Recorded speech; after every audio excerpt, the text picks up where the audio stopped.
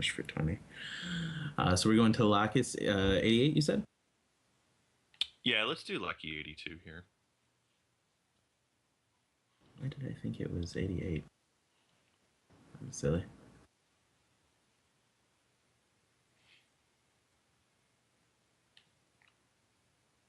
Do we know which team Lackey is on? I guess it doesn't matter too much. It matters a little bit, but we can get that information as we go.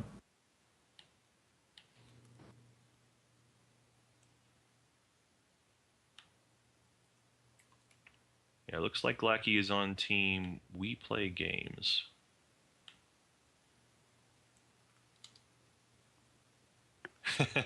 So, Lackey will be playing against one of the members of LakosPolan and the hashtag crew for round 1 here.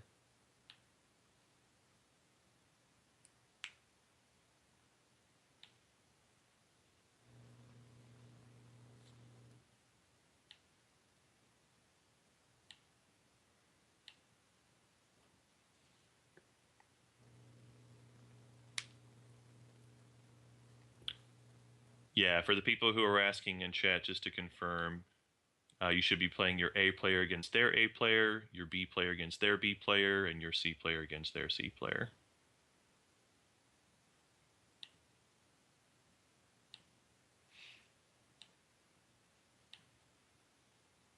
So I imagine Lockie's on a delay here. I'm not entirely. Yeah, he's got the. I can see him occasionally streaming our stream from 5 minutes ago. Yeah, it looks like So a 5 we'll be minute waiting for delay. that to catch up. He's also running the card guard though, which is interesting. Card guard and a 5 minute delay. Can never be too safe. I mean that, and it's entirely up to the player to do that. I mean, if you want to protect yourself, you want to protect yourself, and that's fine. So these team lists, this is Yo Swaggins and the hashtag crew, and which did you say there, JJ? I was dealing with a little bit of background noise. Yeah, not a problem. The team that for Lackey is We Play Games. Oh, We Play Games. That seems like a pretty solid team name altogether. LakosPolan, Zabuli, Sadolution, coming up against Saeijou, Fensail, and Mars. There's a couple of people I recognize just off the bat, not only from previous Shard Cups, but as stream viewers, and I think you can agree with me there. Infamous Neo, you've seen them in your stream plenty of times, I'm sure. I don't pay attention to my stream. Well, I mean, that's clear.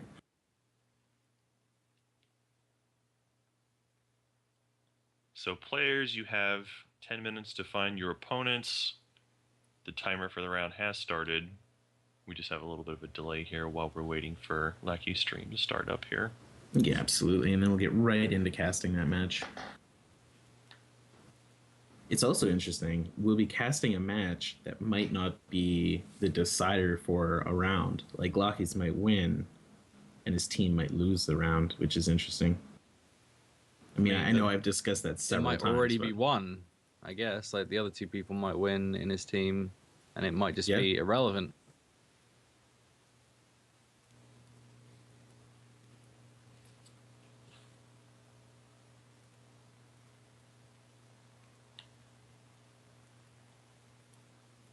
Also, as somebody who streams, interesting and terrifying. I'm sure we don't have him up on screen yet, but it is possible to see his bookmarks.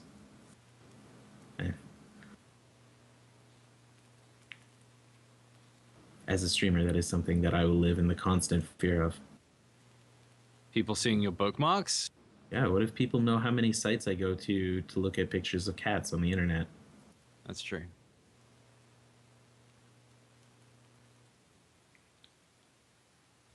I wouldn't think it was the cat pictures you were worried about. It's a lot of cat pictures.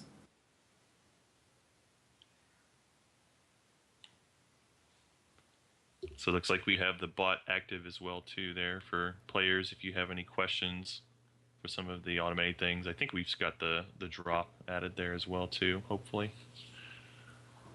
Ideally, in a 5-round tournament, nobody's dropping anyway. You probably want to play all 5 rounds just to, like, this is your last chance to place in the top 64. So, like, maybe at 0-3 03, 04 is time to consider dropping, but you want those points as much as possible here. No, that's true. This is a pretty small tournament, all things considered. We did not hit the 32 team mark to get up to the 6 rounds, so.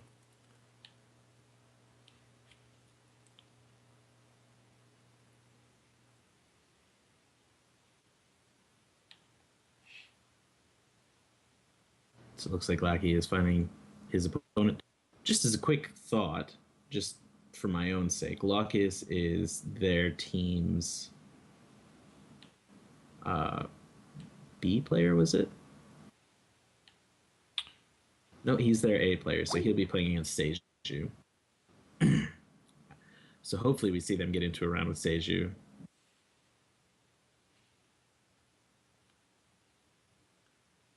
Yeah, Saeijou, if you're listening, I'm curious if you're Yellow Swaggins.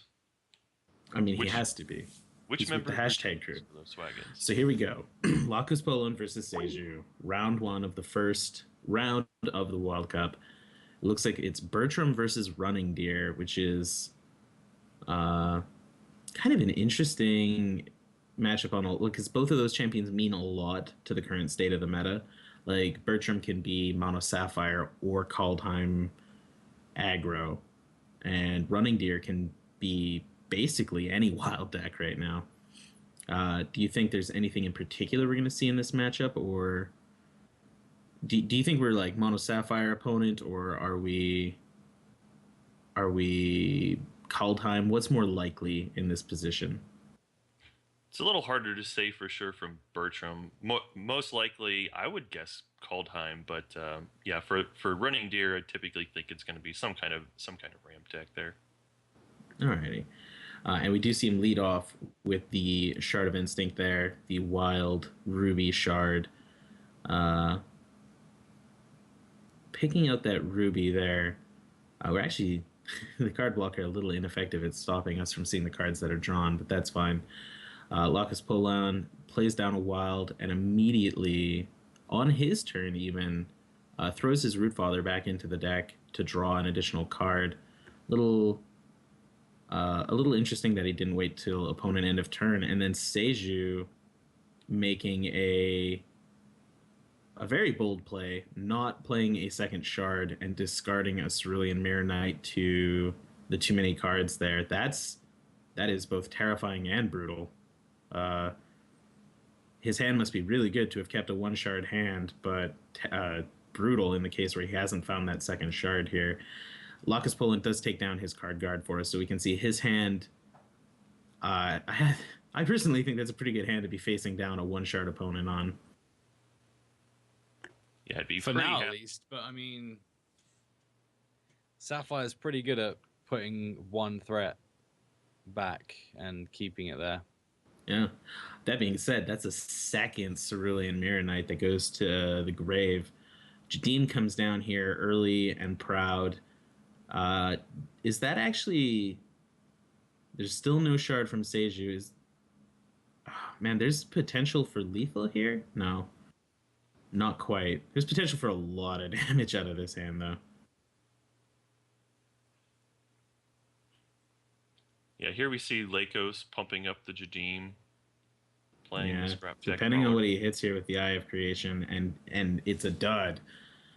He got a little bit greedy there. If the Eye of Creation had put in some troops there, this could have been over already. But he does get in for 11 damage here on turn 5 with his opponent nothing in hand. No... Well, I mean, plenty of cards in hand, but no extra resources there. And that game is over very quickly. We talked about whitewashes early, but that's one of the most effective ones we've seen. Yeah, pretty easy to beat most opponents if they only have a single shard. Well, you say that. it's not impossible, like, that a second shard would have been a huge difference there, right? Like, Saeijou's hand, we saw 2 Cerulean Mirror Knights as well as a Reese the Crestcrawler. And while those aren't necessarily cards that I would associate with being able to have stopped an 11-11 Jadim, There's also Time Ripples, and at Right. 3 Buccaneers available. There's a lot of stuff that could have gotten in the way and really slowed down that Wild Ruby hand. So, while one shard keep was really risky, it wasn't impossible to think that the hand was good enough to keep that as an option. Yeah, and I also think it was fine going for the eye there. Yeah, he ended up missing on it, but if he had hit anything at all, it was a guaranteed kill. Unless, I mean, it was just so unlikely that the cards that come into play from Eye of Creation would also add to Jadim's attack and defense, right? I don't think it works that way. Yeah, I was wondering about that. I think it doesn't. So it's not even about adding to the Jadim for that turn. It's just Jadim would hit for the 11 there, and then getting another troop to just add on to the damage, especially if it was like Rootfather. It's just totally game over then. That's fair enough. So since these matches are being run out of the Proving Grounds, we see Lockie waiting for Saeijou to finish his reserves. There's naturally a little bit of a wait here. In a main game, you would just be doing 2-minute waits, but it's not as possible here. A lot of time loading up the deck builder, getting your deck sorted. I actually see Saeijou down there. Lucky has just missed him a couple of times now.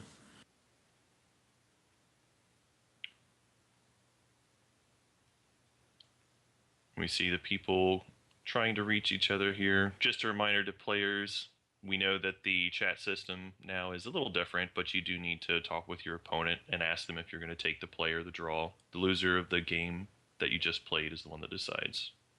I don't think we had... it does add, says Alex. Okay. I was under the assumption it didn't work that way, but I don't... Well, it's play versus put into play, right? So it shouldn't. Because the Jadim triggers before it resolves. Yeah, before it resolves, Jadim will trigger. So whether the card is interrupted or not, you'll still get the buff. So putting cards into play shouldn't trigger the Jadim, if I'm understanding it correctly. But it might do. It might do. We see Lakos open up his hand here. This is basically a 7-shard hand. There are a lot of really good things to draw into here for Wild Ruby, but Wild Ruby not really known for its card draw. The only real card draw it has is the cycle-like effect that the Arborean Rootfather holds. I mean, Eye of Creation itself is kind of card draw. And technically Minario Sensei, but that's kind of fallen out of favor as a troop. I don't see why. I think it's a really solid card to put in any wild deck, really. I know it's one of your favorite cards in the game. It's definitely not impossible to think of it in that way, but I think there's just more valuable stuff. Like, sure, it can draw you a card, but maybe you just want a better card in general. So we see Lakos pull up a Battle Beetle here, and more importantly, on his turn 2, Saeijou played a second resource. Very important here. Lakos going for the Brave Swing with his Howling Brave, getting in there with the Spear for First Blood. I mean, it seems like it was a risky keep, but ultimately with 2 Braves in your hand and that many shards, I guess you've only got to draw one thing for it to be relevant. Yeah, and it looks like he's drawn one thing. He has, but it's like you're against a Sapphire deck, so that risk is greater because the one card you draw can be interrupted. So, and it looks like in this case, Lakos is going to play safely around that interrupt possibility and not ramp up there, and instead just tunnel down his troop. Saeijou on the other side of the board now opens himself up by playing the Stormcloud and a Shard, only having 2 resources open here. A troop can safely hit the board here with the exception of one thing. A Shoggoth would still be able to interrupt a play here. And there comes the Battle Beetle. which actually couldn't have been played at all last turn. Now that I think about it, for some reason I thought he was at 6 last turn. And that's pretty much safe now. I'm assuming Spell Shield is in there. Yeah, it looks like that is the Spell Shield gem, which is kind of important here. Like that's huge. A 5/5 for 6 with pseudo flight that can't be targeted. Like against Sapphire in particular, that's a pretty brutal card. And brutal enough that we see Saeijou going for the Mastery of Time fairly early here just to buy himself another turn. Yeah, it feels kind of like a desperation mastery there.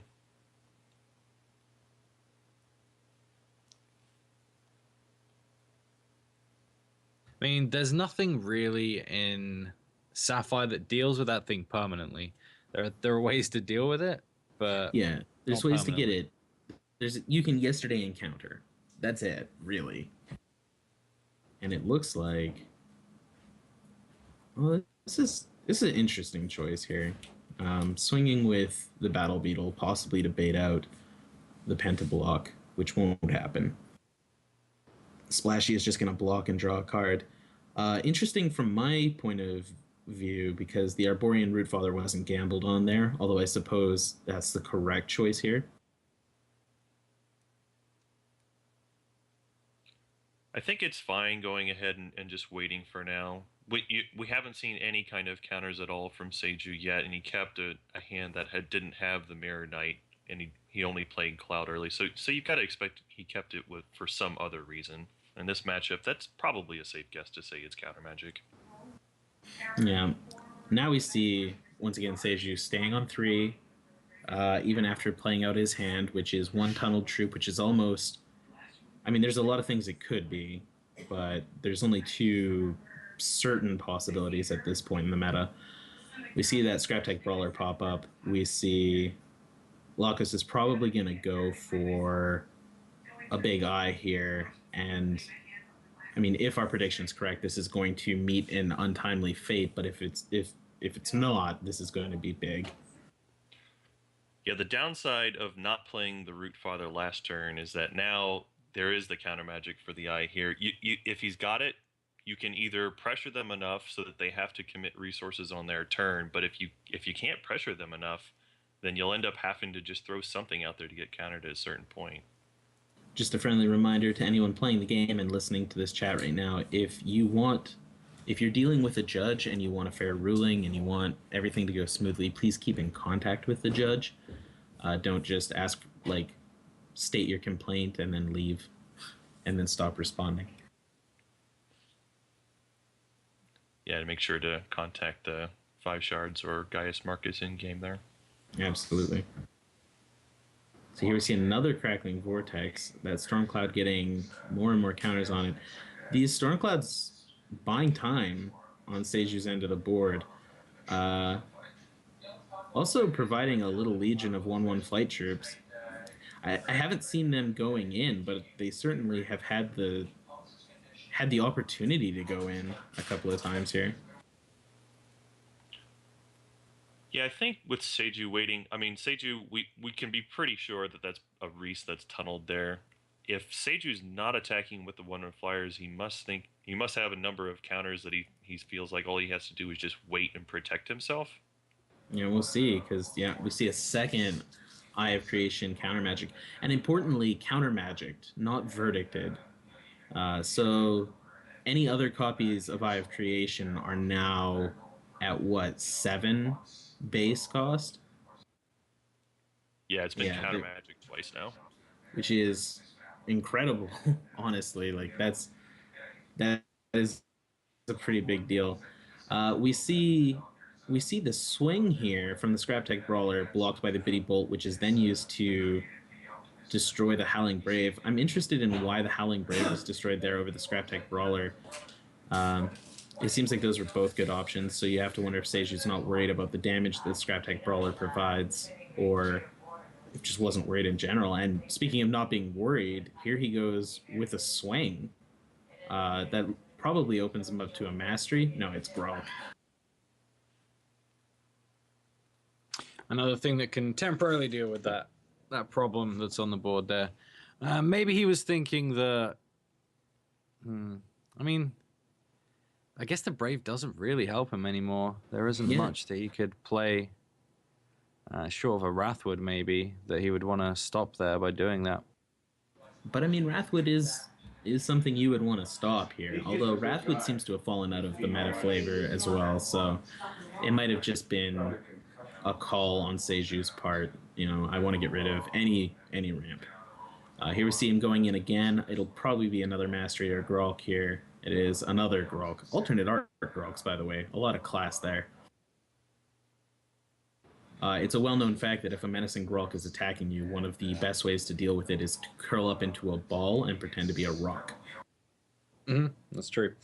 Another thing to note is that Saeijou here is on 8 charges, which is going to provide him with a lot of board presence once that Reese pops up. Wild Ruby, not known for their individual or mass removal, really. So that Reese is going to start creating troops.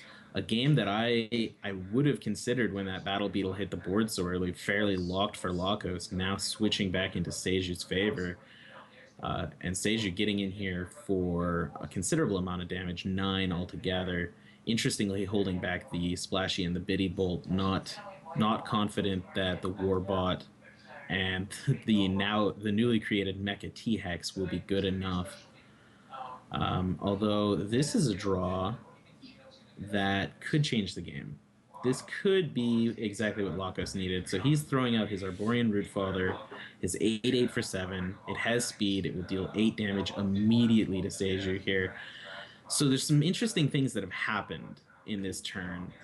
First of all, that wasn't countered. So Saeijou either didn't feel it was a threat, or he wasn't worried, or he doesn't have a counter, sorry. So that's good for Lakos, who's choosing not to attack now. The other interesting thing, of course, being that Mecha T-Hex and Warbot are pretty big creations for Reese. Above average, I would say. So he actually had enough defense to survive the Arborean Rootfather as it was. Yeah, and the game's probably just going to progress downhill from here at this point. It's pretty tough for the wild deck to beat an active Reese once it's out there like that, unless you've already got something in play that can beat it, like the Feral Domination plus a troop. Looks like the Thunder Puff being used to exhaust down the Arborean Rootfather. Is there actually lethal on Saeijou's side of the board? He's got 4 attackers in the sky, one of which can be blocked. He's got the Mecha T-Hex. I mean, it's possible that there's lethal on Saeijou's end of the board, but I think he's just a little bit short here. He might. There could be a misplay involved here. Like, I haven't exactly done the math, but if he doesn't think about the Battle Beetle being able to block here, he could open himself up for a lethal backswing.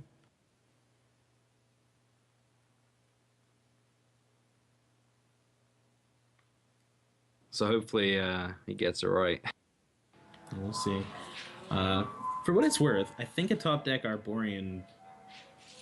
Whoa. No, that still wasn't good enough, was it? 4, 5, 6, 7, 8. 5, 6, 7, 8. Yeah, there's enough defense on Saeijou's side of the board. He could survive a second Arborean. Although a second Arborean might have the malfunctioning Warbot, which has dealt damage to Lakos this turn, might have actually dealt fatal to Saeijou had an Arborean Rootfather been drawn, which would have been interesting. So we see Buccaneer coming down. Alternate Art Buccaneer. Alternate Art Buccaneer. Again, class upon class. That will be Lakos saying GG. Moving on to Game 3 now of their match. Once again, without knowledge of how their teammates have placed, it's interesting because this is not necessarily the game-defining match here. Also interesting here, we've taken the reserves phase off of screen, right, Tech? Yeah, it's off screen. Okay, well there's an interesting reserves decision that it looked like was being made there. I don't want to go too much into it, but I guess we'll discuss that much later on, I guess. I guess.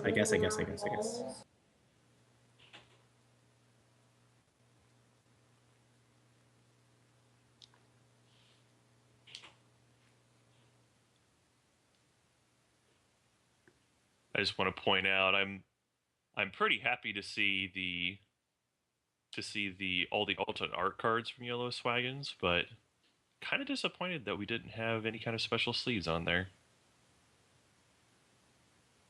He fixes that for game 3.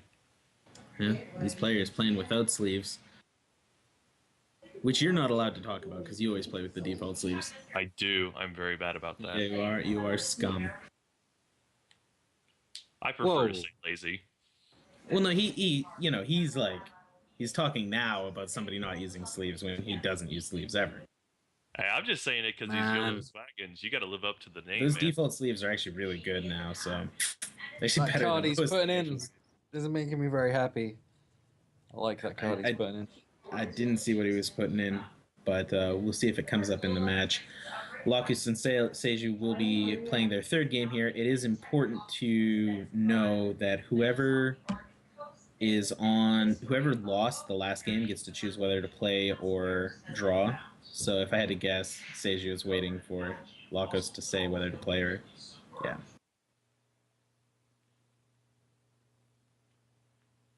So there we go.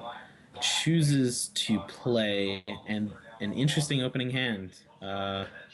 This is kind of like my biggest fear of playing the Wild Ruby deck is these are all good cards, but I can't play them for a while cards. Yeah, these are the scariest ones to decide to keep, especially because it's so close here, having close to enough to be able to play some of the cards you have in hand.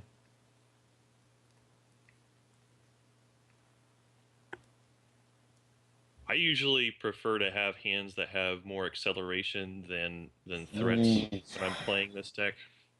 And the scariest one drop in the entire game to see when you don't have an answer. The Ancestors Chosen hits the board. At the start of Saeijou's turn, that will create 2 brand new cards, the Ancestral Specters, and put those into Saeijou's deck. Confirmation for anyone who watched the last cup. The Ancestors Chosen does not shuffle. I was correct. So Ancestors Chosen just swinging in. Alternate Art, Cerulean, Mirror Knight. Saeijou laying down the law. Also interesting because we saw in the first game some non-alternate art Cerulean Mirror Knights. So playing with some alternate, some not. We see a second Chlorophylia here from Lakos off the top. Opening him up to 5 resources now. Getting close to being able to play his whole handout, actually.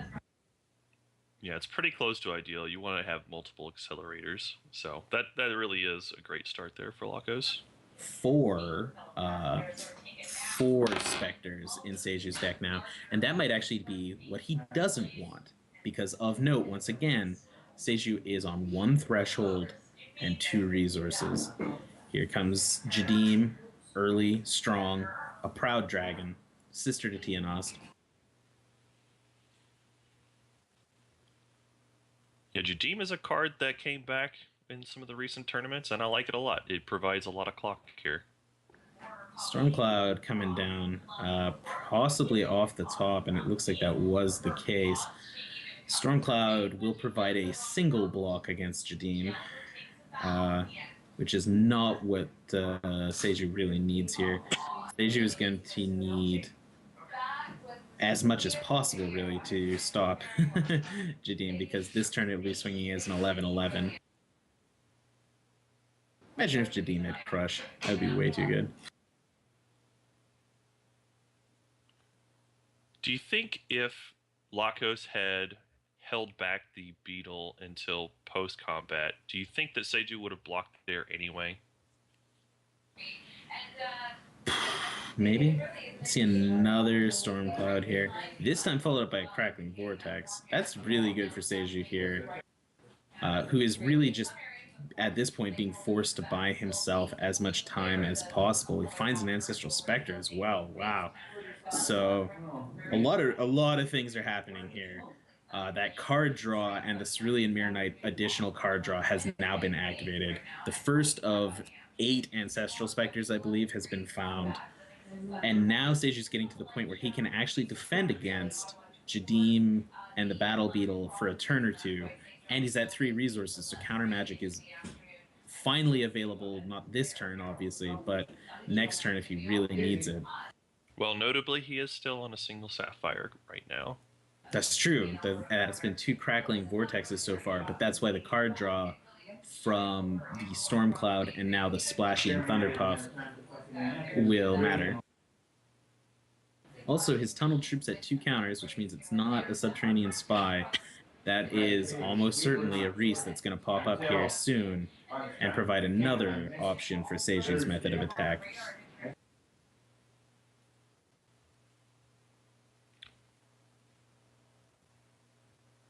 Yeah, I think this is right for Lakos here, too. Just go as aggressive as possible and try developing the board with as many big troops as you can. The window feels like it's starting to close a little bit. I think I might have let that 5 damage through. I think blocking the Battle Beetle there is an interesting choice. Because the Jadim offers the potential of a bunch of damage all at once, whereas the Battle Beetle is always going to be 5. So we'll see. We see the Buccaneer come down.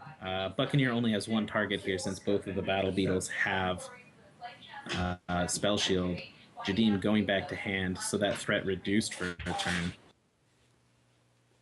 But no attacks available for Saeijou. He is at that 2nd Sapphire threshold now.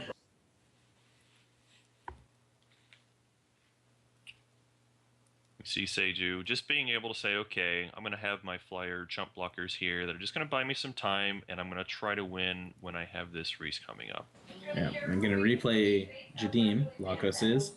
And now, yep, chooses to swing with the Battle Beetles. It's about getting this damage in now, because this damage is not going to be available in a turn. Unfortunately, this does mean Saeijou can block, draw a card off of that Buccaneer, go back up to 8 cards again. And this turn, Saeijou's the whole plan comes together. Here's Reese the Crustcrawler. Reese the Crustcrawler will start creating robots every turn. That there's at least 2 uses of that charge power available for Saeijou. As long as those, as long as those robots have at least 2 costs, they will be inspired by the Cerulean Mirror Knight. Of note, Slaughter Gear is in one of the top 2 or 3 cards, I would say, that Reese can create, especially on turn 1. That makes the rest of Reese's cards better by default. Yeah, Slaughter Gear definitely one of the most powerful, though I think Saeijou wouldn't mind getting a Terrabot or 2 here as well. It's definitely true that Terrabot is something he's going to want, but at some point he is going to hit the Ancestral Specters. Like, he's got a lot of card draw here, right? He's got a lot of Specters in the deck now, yep. That being said, he's running out of turns to find them. Because here we see... I mean, Lakos is still at a very healthy health total. And this turn he's going to get through for 10.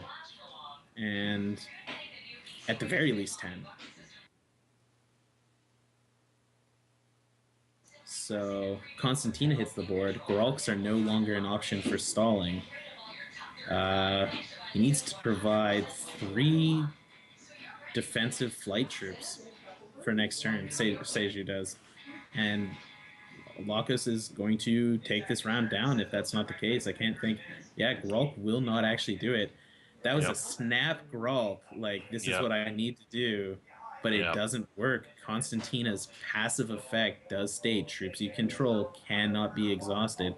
Although, its secondary effect still kicks in here, right? Yeah, the secondary effect of having Steadfast is nice as well, too. No. Jadim and the Battle Beetles can't ready. And they're already exhausted. Yeah. So they weren't ready. So the Menacing Grolk does buy Saeijou a turn. I still think I would, if I was in Saeijou's spot, I would probably want to attack with the Dreamer first and see if I hit Mastery, because I still think putting the Mastery out there first is what I would prefer to do if I got it. Yeah, I mean... It's interesting. Now swinging with everything, including the Reese, which opens Lakos up to this double block here. But then this double block is interesting because it does throw the Constantina in the way, and losing the Constantina is potentially devastating for Lakos here. Although on Lakos' turn, which he is going to be able to play this Eye of Creation freely, if he hits an Arborian Rootfather, it's game. So again, yes, I think the Mastery would have been a better card long term here. This line is still okay because, I mean, both players have outs here. That's interesting. I wonder what's going to happen. No other shard from Saeijou there. He's drawn quite a few cards off his deck without hitting shards.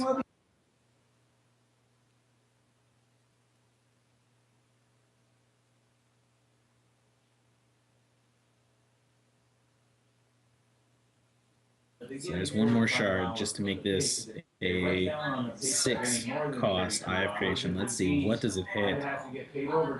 Heatwave, it hits an Arborian Rootfather. There it is. 8 damage directly to Saeijou's face.